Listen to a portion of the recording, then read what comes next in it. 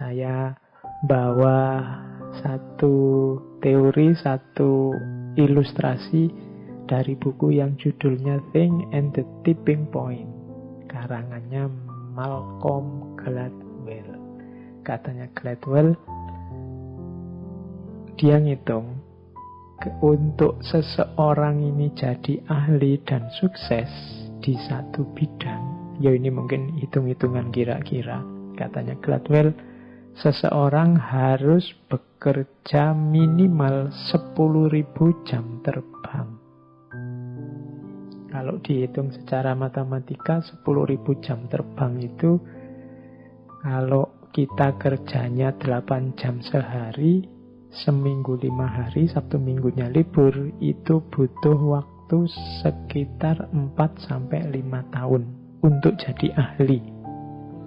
Oh, ini teorinya silahkan didiskusikan sama teman-teman ya. Sekarang kan banyak ahli dadaan.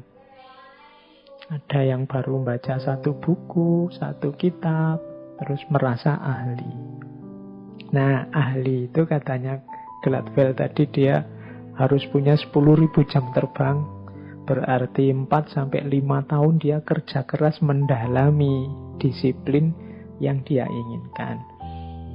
Itu minimal. Kalau agama ya berarti kamu mondok dulu deh minimal 5 tahun. Itu kalau pakai teorinya Gladwell. Baru lumayan wawasannya, baru pantes lah kalau disebut ahli.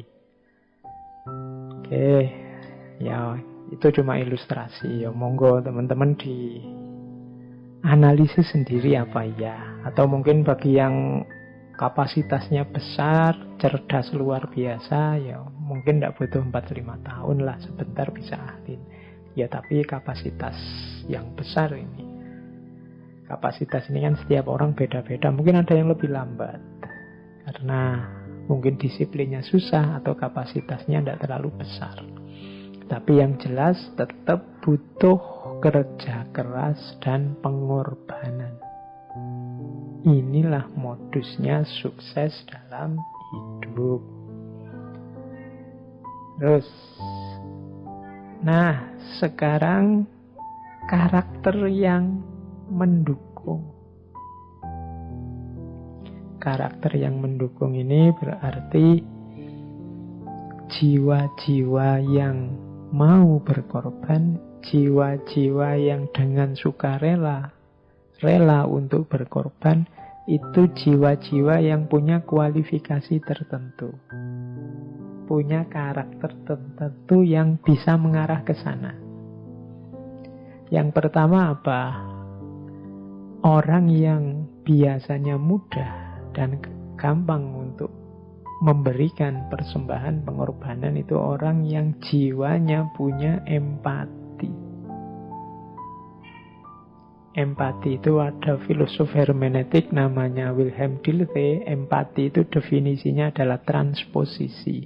Empati itu kalau engkau bisa memposisikan dirimu di posisi objek atau orang yang kamu baca, itu empati. Kalau lihat temenmu misalnya sedang sedih karena kuliah tidak lulus-lulus misalnya, nah itu empati, itu kamu ikut merasakan yang dia rasakan. Seandainya aku yang tidak lulus-lulus, betapa sedihnya, betapa galaunya, maka aku pahami kesedihannya, kegalauannya. Itu empati. Seandainya aku yang jadi dokter, jadi perawat yang harus merawat orang-orang yang kena COVID, sebenarnya ya agak enggan, gimana wong itu kewajiban, dengan resiko dirinya sendiri kena, maka keluhan mereka aku bisa paham. Ini namanya empati. Memposisikan diri di posisi orang yang engkau baca. Seandainya aku yang miskin seperti itu, seandainya aku yang keleleran di pinggir jalan 3-4 hari tidak makan, seandainya aku yang hidup di pelosok pedalaman, jangankan sinyal, misalnya telepon biasa aja tidak nyambung, gimana harus kuliah online misalnya. Wah, bisa kurasakan kegalauannya. Kalau Sekarang semua harus online, termasuk sekolah, termasuk kuliah. Ini namanya empati.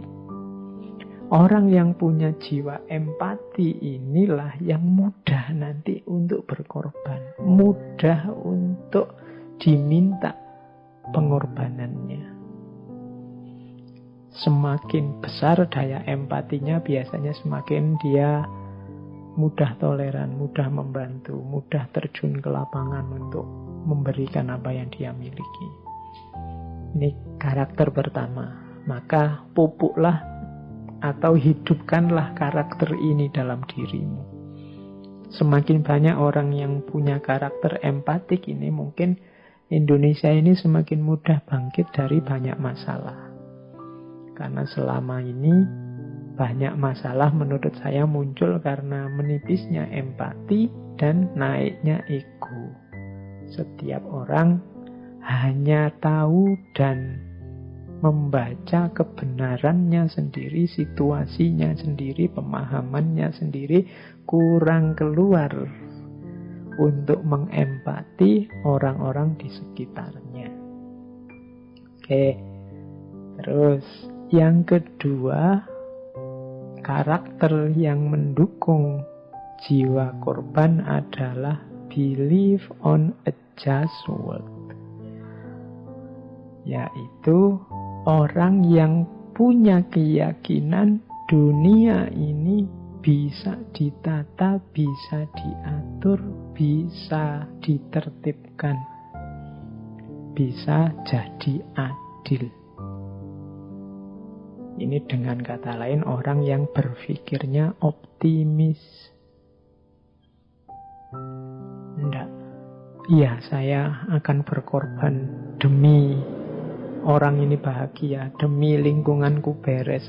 Saya akan capek, ndak apa-apa, asal teman-temanku semua kebutuhannya terpenuhi. Loh, ini kan kalau orang ndak berpikir positif, optimis, susah.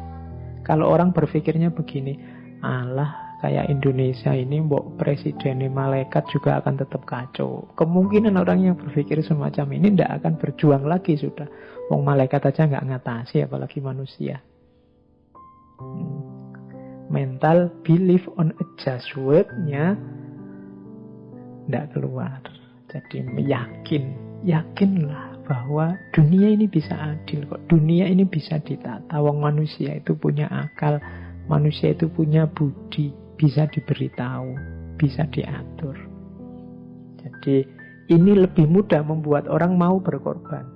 Kita kan males mau berkorban capek-capek, tapi tidak mungkin Indonesia bisa damai, tidak mungkin kita ini bisa tentram, tawuran, ya wes, tidak jadi berarti. Ngapain kita capek-capek korban, ngapain kita capek-capek ngasih orang lain, sudahlah, tidak usah.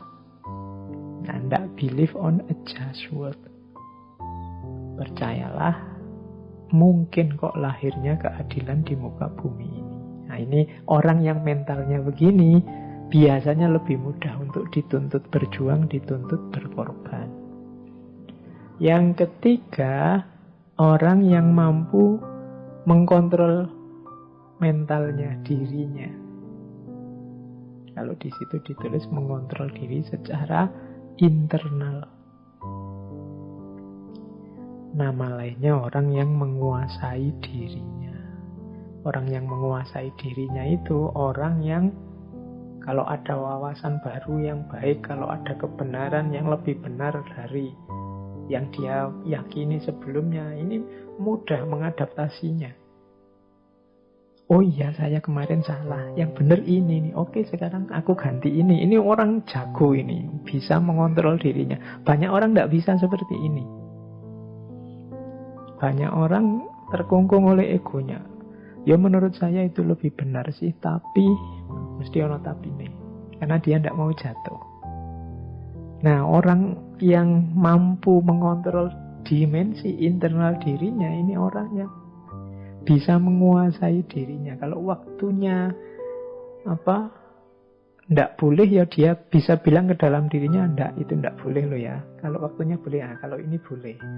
Nah, kalau ini bagus, meskipun bukan milikku tapi menurutku itu bagus. Tapi yang ini menurutku jelek meskipun ini milikku sendiri. Ini susah orang bisa objektif dan mengontrol dirinya untuk berlaku objektif seperti ini. Tapi semakin orang bisa begini, semakin mudah dia berkorban. Misalnya korban itu membawa kepuasan diri loh. Kalau kita lihat orang lain bahagia, kita pun akan bahagia. Loh, ini orang yang bisa mengontrol dirinya, dia bisa bahagia beneran dengan cara memberi orang lain. Kenapa kok bisa begitu? Ya karena dia sudah mampu menaklukkan dirinya. Itu yang ketiga. Dan yang terakhir, ego yang rendah. Ego yang rendah tadi, kayak tadi kan empati lawannya ego. Semakin rendah ego, semakin mudah orang berkorban. Semakin tinggi ego, semakin susah berkorban. Atau kalau melakukan korban, pamrihnya besar.